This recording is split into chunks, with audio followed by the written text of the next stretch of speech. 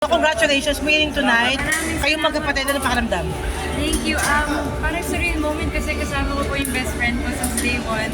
And to be in a room kasama po ng big artist serves as an inspiration talaga. And if more, if anything, makes us want to work harder and do better for you guys. Yeah po, nakakatuwa talaga kasi tonight me and Tosh got to share the same award together, and other than that, we were in this award night with other big stars and people that we really look up to, kaya it's super touching for us.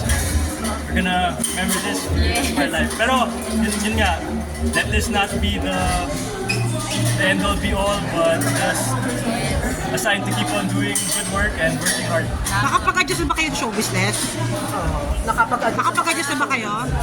I mean, we try every day. Whenever naman we try, we put in the effort every day. And I would like to say yes.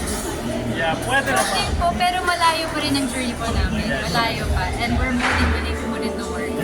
Ano sabi ng parents mo sa awards ninyo? Wala, they just said, to embrace it, and of course, this is not the end all be all. Continue to work hard. This is just the beginning of the journey, and just embrace it and be nice to everyone. Ano sabi ni Ashley Aiseda?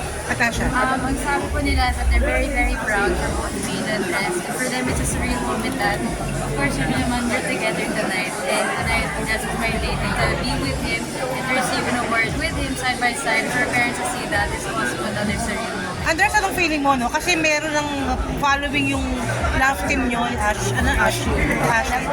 Okay, anong feeling lang? Sorry po. Meron ng following yung inyong love team. Of course, I'm very thankful and grateful for all the support from everyone in the fans.